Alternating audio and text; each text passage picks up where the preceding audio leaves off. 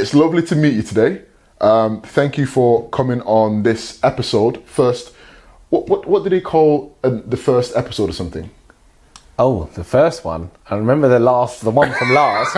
Which is the penultimate. Yeah, penultimate. Now you're off the first one. Well, the primary. The primary. Primary one. Welcome to the primary episode. In this webinar, we're going to be covering all things fundraising, contactless donations, contactless devices, contactless terminals, everything contactless, and much more than that.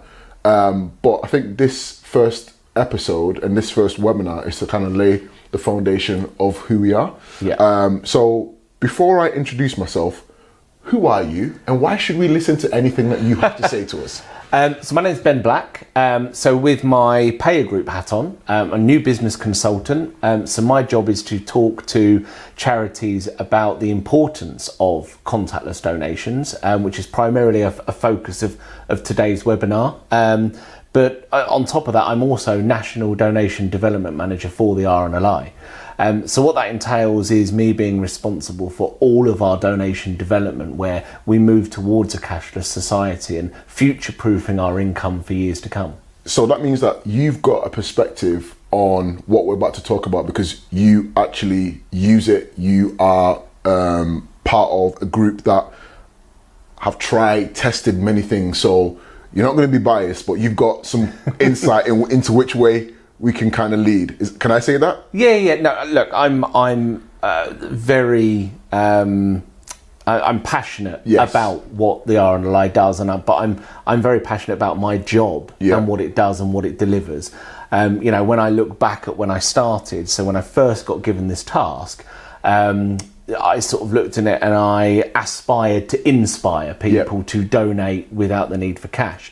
And now I feel there's been a complete flip and transition. And now I feel that I want to go out and start inspiring charities to aspire to do what we've done at the RNLI. Yeah, no, that's brilliant. I guess we'll go on to the first question, Ben, which is, why is contactless technology becoming increasingly important in fundraising? Well, I mean, just look at the statistics. If you go back 10 years, 54% of all transactions were made with cash. Fast forward to 2022, that's already dropped to 14%. And they predict by 2030, that's going to be as low as 6%. So irrelevant of how statistics are showing at the moment that cash has increased slightly over the last 18 to 24 months, that's because we've come out of COVID and we're in a financial situation at the moment, as we're all aware. But cash is still declining. There's no getting away from that. So in order to future-proof any charity's income, we need to start looking at this new up-to-date modern technology on how do we generate income without the need for cash. Yeah, and I guess that kind of leads me perfectly on to the next question. Actually, before I mention the next question, if you do have any questions, this is an interactive webinar, so please get them in the chat. We'll make sure to answer the questions in the chat. So get your questions in the chat and we will be sure to get those answered for you. What are the key benefits of using contactless donation solutions over the traditional methods, such as shaking the tin, bucket? Yeah. So there's several, and it really depends on what stakeholder within an organisation you're talking to, or whether you're thinking about your volunteers or your supporters. So you've got convenient, so it's faster, it's easier. You've got the administration side of things. You know, we've got a real dilemma at the moment where loads of banks are closing. So our volunteers and staff who are counting cash are struggling to bank it. But having these card donations, you're relieving them of having to count it, account for it, transport it, and find a bank to pay it into. You've got data, so the recording of data is much more accurate. You've got fraud prevention on there. Reconciliation is easier, so when it comes to financial audits, things are a lot simpler and easier and trackable. You've got supporter experience. If need be, on a lot of the terminals, they get an instant receipt. That could be in an email, it could be a text message or a paper form. Supporter experience and trends. So with trends, we all know that mobile technology is enhancing, and the amount of mobile payments out and about is increasing. So we need to get up to date with those trends, that people who do use their mobile phones, their watches to pay, they've got the ability to do that, to donate as well.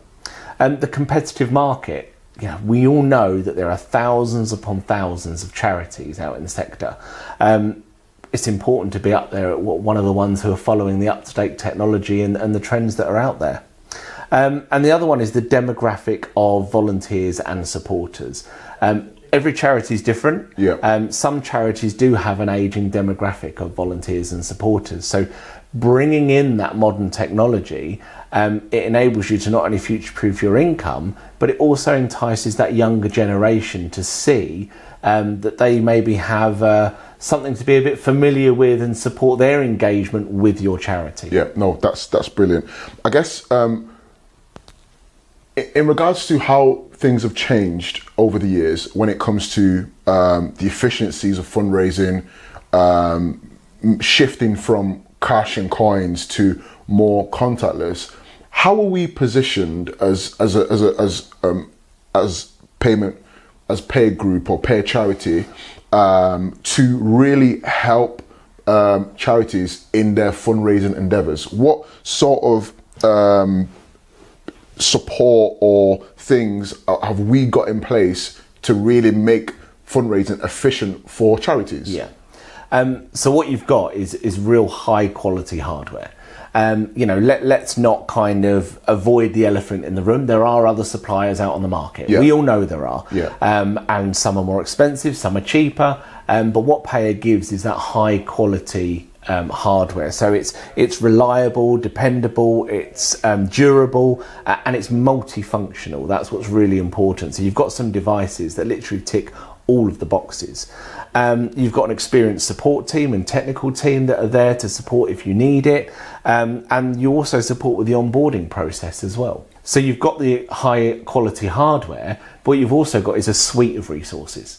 So with that, any charity can pick up Paya Group, look at the brochure and decide what unit would be best for them, because you've got unattended units, you've got handheld devices, you've got devices that can interact with other modern technology functions like video screens, lighting, sound, the possibilities are endless. Well, I can see that we've got a few devices here. Whilst we're talking about some, is there any that you want to kind of make reference to or anything like that at all? I mean, we've got two real key devices here. So the one here, which is on an RBL platform, there is this is like QVC. So that's a P66. The key factor with that one is that can be left completely unattended. So that is really great if you've got opportunities where you can statically place it somewhere. It's also got the great functionality to attach it to other technology. So this is the device, for example, where you could have a light show, for example, or something moving or video playing if you tap to donate with that trigger function. And then this one, you've got the A920, which is the handheld device. This by far is one of my favorite devices. It's got all the functionality. You've got Wi-Fi, you've got mobile data, you've got a receipt function, you've got the multi-donation amounts, the custom amounts. So for me, the A920 sort of wins hand down for a majority of activity that a charity would be doing. So I can see that with this specific device, that although it's unattended, the messaging is kind of communicating exactly what I need to do, what it's about. Where do people, in your mind, miss it when it comes to having unattended devices, but they may not get their messaging right? So if you've got an unattended device, in the retail world it's obviously called point of sale, but for charity we call it point of donation. So it's really important that the marketing is right. What are you asking someone to do?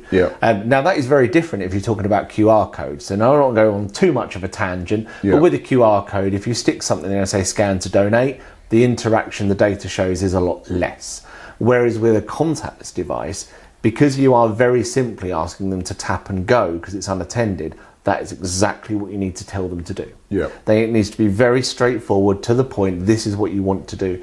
The only thing we have seen success without over and above that is having some kind of information there on what the donation means. Yeah. So what's the outcome? And that's different for different charities. So you could have a story there of someone that's been helped by the charity, or in our case, for example, at the RNLI, we might talk about how their money would provide PPE to our volunteers who go out and risk their lives to save others. Yeah. So it is different for every charity, but it's having that sort of call to action. Why should they donate? Yeah. And then that they simply have to tap to donate. Yeah, no, that's brilliant.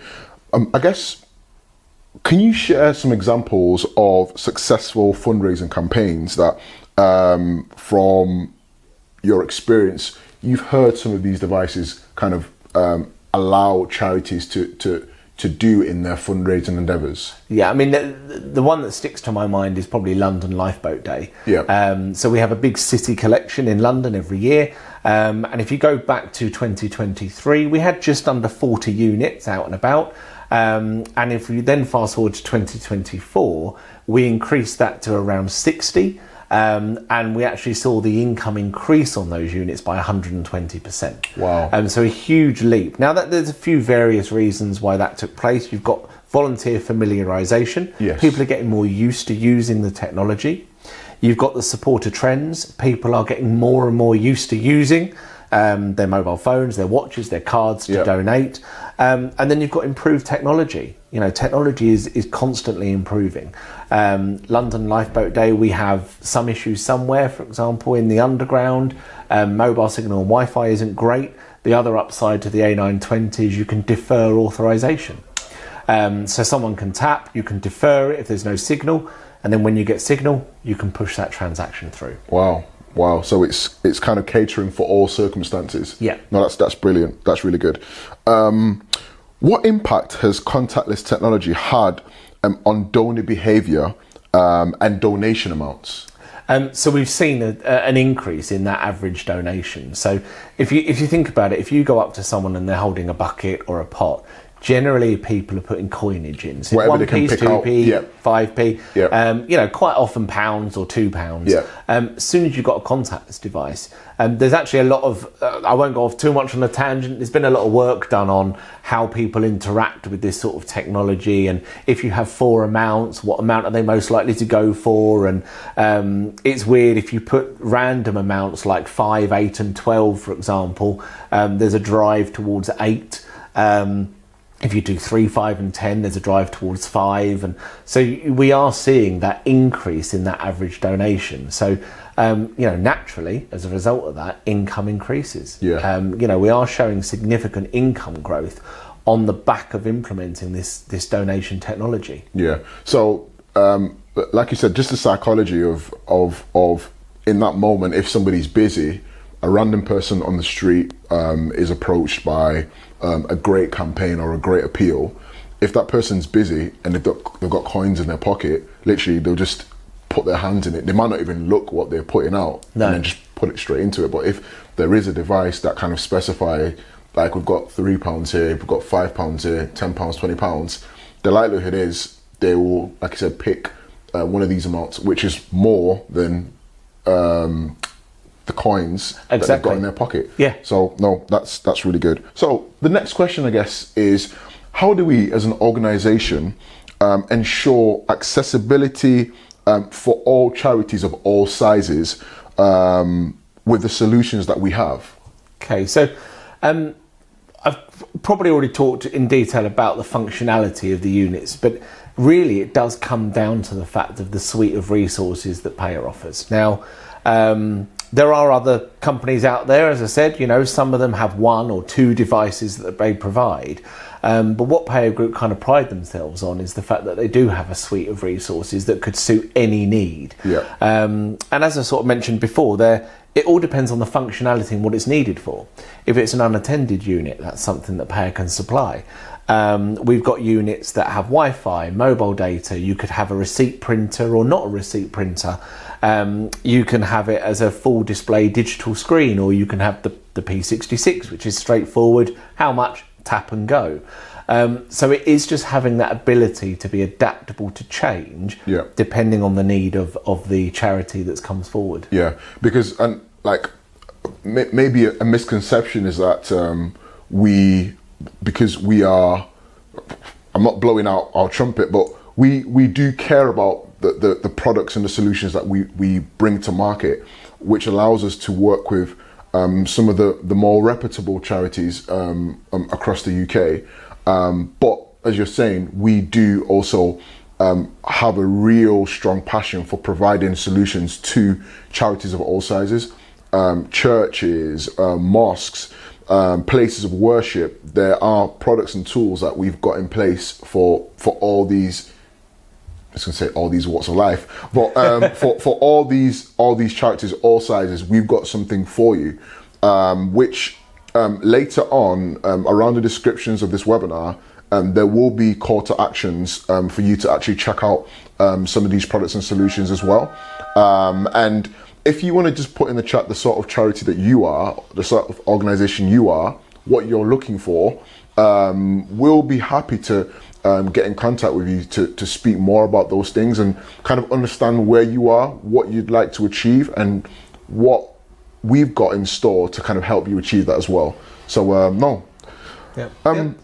The other thing we do is we work closely with other suppliers who can supply the supporting resources that go with these terminals. So using these as an example, you've got an unattended unit there, that could be wall mounted or on a countertop. You've got the A920, which is a handheld device, but you've got a nice cradle here if you did want it as a countertop. So we do work with different suppliers who offer different types of resources. Obviously next to me here, we've got a big plinth that uses one of our devices. That's lovely. So it's more, again, it comes down to what the charity's needs are. Yeah. Do you want something that's interactive? Do you just want it standalone? And we do work closely, like I said, with a few different suppliers to help you get that finished product that you would like. That you're looking for. No, that's really good. That's really good. What security measures are in place to protect donor data in contactless transactions? Because I'm assuming that that's something that kind of may give people a bit of, not sleepless nights, but may kind of flag up in people's minds. So what sort of measures are in place for that? Yeah, so I'm going to try and avoid as much jargon as possible. Yeah. But ultimately, the most important one is probably PCI DSS compliance. Yeah. So what we do though is we have all of the documentation for every unit available. So we're happy to obviously provide that as required for anyone that has any of our terminals. And the other thing that the Paya does really well is that we're very familiar with ISQ processes, so we're able to support the charity in terms of talking to their IT department and providing the relevant documentation that they need in order to obviously give the green light to engage with this technology. In terms of data, because obviously the units as well, what I probably haven't mentioned is you can do data capture and gift aid on some of the devices. That is obviously held very securely. Again, documentation can be provided to explain how that is kept securely. And then obviously we can talk to the data teams within the organisations about how that data is moved from Paya to the charity. Yeah, no, that wasn't a lot of jargon there. That was quite clear to understand. I think that's really important for people to understand the processes behind to protect and also just the integrity of what we do as well. So how does Paya Group handle the back end when it comes to processing of all these donations? So depending on what bank you use, this is the problem. So there's all sorts of acquiring banks, and some of them have different ways of processing things and how they then give the money to the charity. So there's something called T1, T2, T3, and what that means is when you take the transaction, how often does the acquiring bank then move the money obviously to the charity? It could be transaction plus 1 day plus 3, so on and so forth. We've also now obviously worked very closely with JG, Just Giving, which I think is a fantastic move forward in terms of how quickly we can onboard charities and how we can streamline that process. Yeah. But because different acquiring banks work in different ways, what Paya do is offer what's called a partner portal. So that pulls all of the information into one place for the charity. They can log on to that portal, and then they'll be able to have a look at the transactions, pull transaction reports, so that they've got that information there to hand without relying on when the banks are going to deposit it and tallying things up. So it makes reconciling a lot easier. But yeah, so the partner portal is there to support charities with knowing exactly how their devices are performing. Yeah, you just touched there briefly about our partnership and relationship with Just Giving. Can you just touch a bit more about that and how it kind of adds to not just our credibility, but how that benefits the charities that we support? Yeah, so talk about this a lot because it does depend on the different charities, the size of them, the workforce. Different charities work in different ways, but for those that are aware or in a charity that has the likes of IT departments, data departments, financial governance, when it comes to all those sorts of things and all those stakeholders and all the red tape with people saying, have you done this, are you doing that, and that onboarding process, Just Giving really does streamline that, because most charities already have a Just Giving account. And what that means is that you could sign up with Paya Group and we supply you a terminal and it's done through the Just Giving account. So it really does simplify the process and means we can have you onboarded significantly faster. Because the old way, well, I say the old way, it's still a way if you haven't got a Just Giving account, or you would prefer to do it the other way. Acquiring banks, it is like setting up a bank account. So you have to provide trustee information, proof of ID, proof of address, financial bank statements. So, you know, it is doable. It is more time consuming. So the fact that we've partnered with Just Giving, and if you've got a Just Giving account, it just makes it so much simpler. Makes the process slicker. Yeah. No, that's good to know. That's really good to know. So what support does PayaCharity provide beyond just technology itself?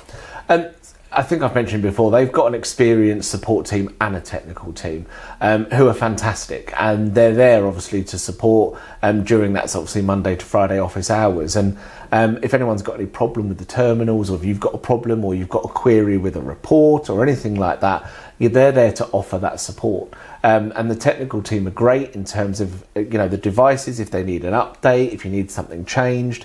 And that is something that Paya Group really pride themselves on, that they offer that service. There are other suppliers, as I've mentioned already, and depending on what supplier it is, they don't offer that. You've got some mainstream suppliers there that ship out terminals at a very low cost. But there isn't that support in the background. It's kind of like, if it goes wrong, it's on you. Buy another one.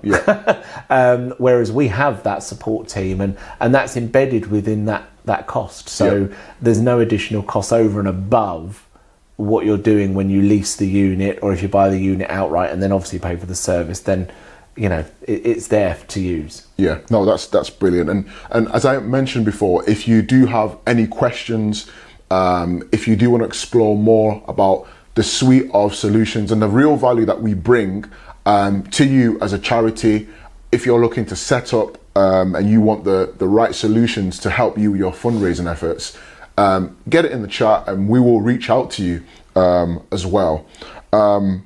Moving swiftly on, what trends do you see in the future of the contactless donation space, and how are we as a group, as PayaCharity, preparing for that? So the trends really are the enhancement or the evolution, should I say, of the technology. Technology is constantly changing, and we are seeing more interactivity, like with the screen behind me here, for example, and it's important that obviously Paya Group keep up to date with that. There are other elements, trends that are changing, like what's needed with a device, and that depends on the charity. So at the moment, as you can see, we've obviously got P66s, A920s, I could reel off A50s, A77s, you know, we have got a suite of resources, but we are looking at other solutions because we know that we need to adapt and change, not only to supporters and the way that they give, but also to our competitors that are out on the market.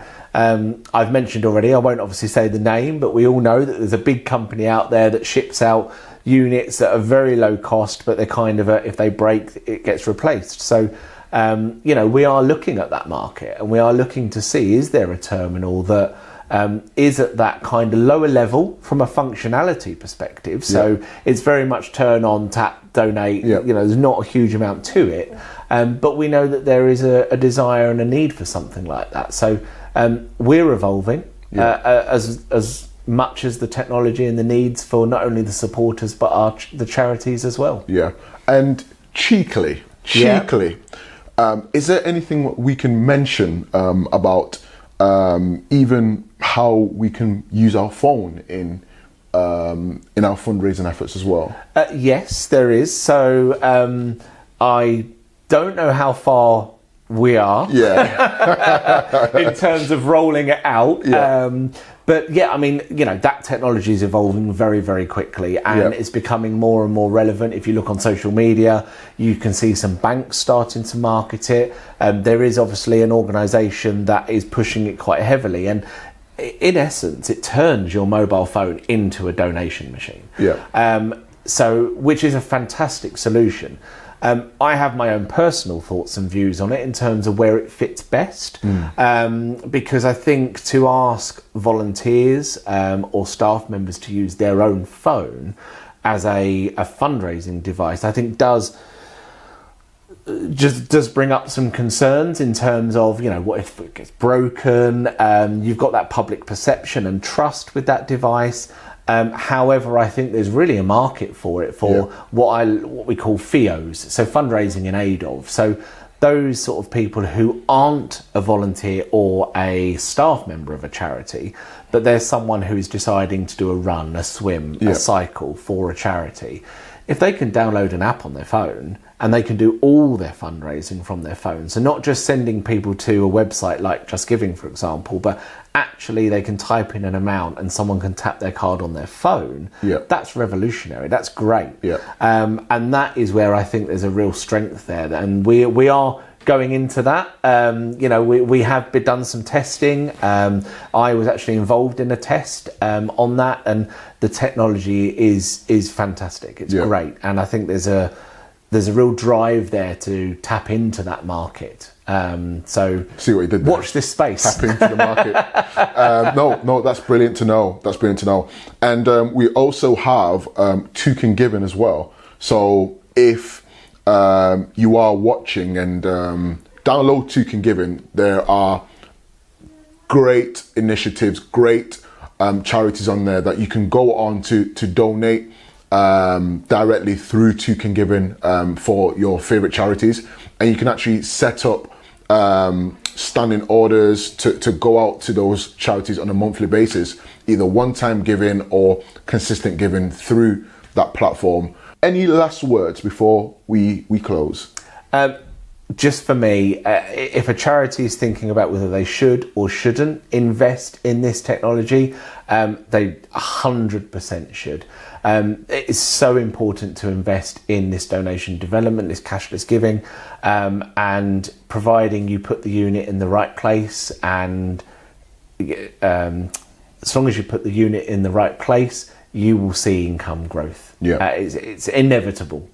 Maybe that's something that we'll talk about in another episode in regards to where to position things if you're in a building or if you're in an outside setting. But no, thank you so much for your time today, Ben. And like we said, if you do have any questions, get them in the chat. We will look at them and get those answered. If you'd like to find out some more information, just click the links in the description, and you'll be able to get through to our website to get more information about the suite of products that we have. So that's it for today. And also, if you're wondering why we're wearing shorts, it's absolutely boiling outside. It is.